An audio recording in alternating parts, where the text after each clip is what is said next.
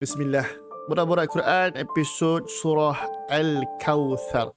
Bismillahirrahmanirrahim. Inna a'tainakal kautsar. Fasalli lirabbika wanhar. Inna syani'aka huwal abtar. Sesungguhnya kami telah menyediakan kepadamu, wahai Muhammad, kebaikan yang banyak di dunia dan di akhirat. Oleh itu, kerjakanlah sembahyang kerana Tuhanmu semata-mata dan sembelihlah korban sebagai tanda kesyukuran. Sesungguhnya orang yang bencikan engkau, dialah yang terputus dari mendapat sebarang perkara yang diingininya. Sadaqallahul Azim. Background kepada surah Al-Kawthar ini berlegar di sekitar kisah bagaimana Nabi Muhammad sallallahu alaihi wasallam dilanda kesedihan yang begitu mendalam.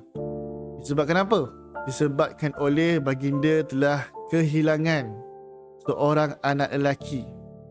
Dan kehilangan tersebut, kematian tersebut telah dijadikan sebagai bahan sorakan, bahan kegembiraan di kalangan kafir Quraisy.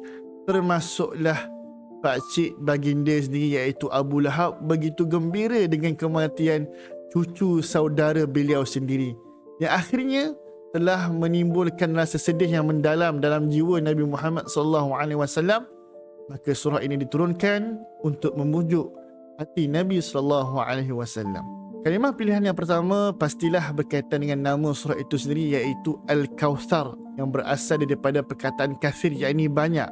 Al-Kawthar membawa maksud kepada nikmat yang sangat banyak.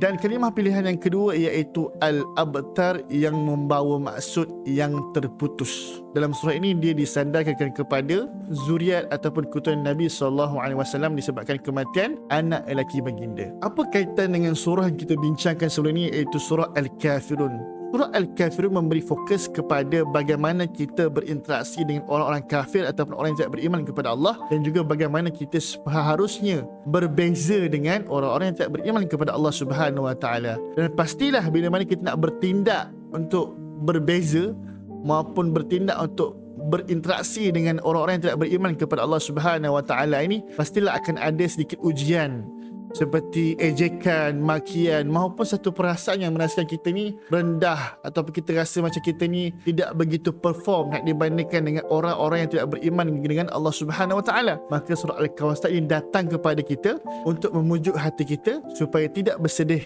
dengan ujian-ujian tersebut. Pengandaran yang pertama yang kita nak tengok adalah nikmat. Nikmat bukanlah benda yang hanya berlegar kepada benda-benda yang nampak di mata atau benda-benda yang material sahaja, seperti duit, anak dan sebagainya. Sedangkan nikmat di sisi Allah Subhanahu Wa Taala ini sangat luas. Dan nikmat yang paling besar adalah bila mana seseorang itu mempunyai hubungan yang baik dengan Allah Subhanahu Wa Taala, dimudahkan untuk beribadah dengan Allah Subhanahu Wa Taala, dimudahkan untuk bersedekah, disayangi oleh orang-orang yang beriman.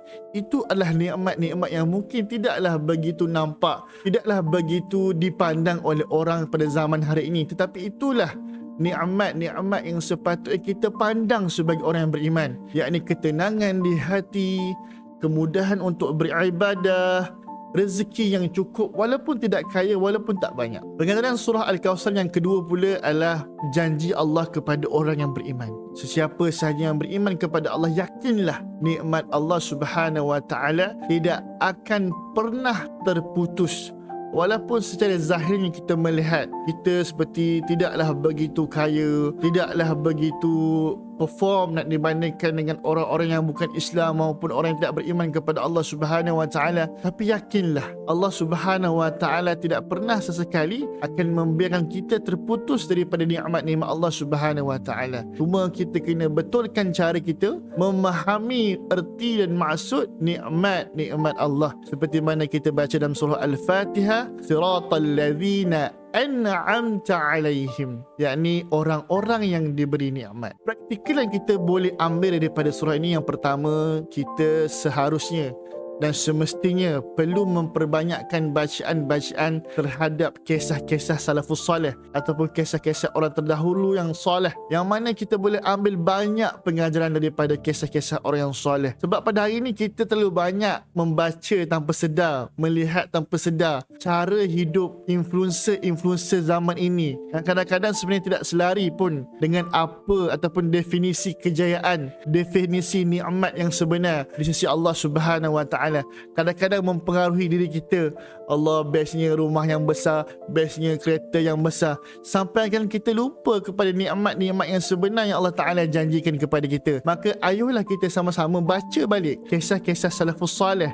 Bagaimanakah, apakah nikmat-nikmat yang sebenar-benarnya yang lebih berharga di sisi mereka. Praktikal hidup yang kedua pula adalah saya sarankan supaya kita ni memperbanyakkan ziarah di rumah-rumah orang sakit maupun rumah-rumah kebajikan. Dulu saya seringlah kena jaga arwah atuk, arwah nenek, arwah ayah di hospital. Dan bagi saya hospital ni tempat yang sangat-sangat memberi kesan dalam lah kepada diri saya. Sebab kita boleh tengok macam manakah orang muda yang sepatutnya sihat, yang sepatutnya bertenaga, Allah Ta'ala uji dengan kesakitan. Bagaimanakah datuk-datuk, datin-datin, orang tua yang kaya-kaya, Allah Ta'ala ujikan dengan kesakitan, yang akhirnya hanya mampu terbaring di atas katil-katil hospital. Jadi benda ni seolah-olah akan menginsafkan diri kita, akan membantu kita supaya kita menilai balik apakah sebenarnya erti nikmat yang sebenar-benar yang perlu kita kejar, insya-Allah.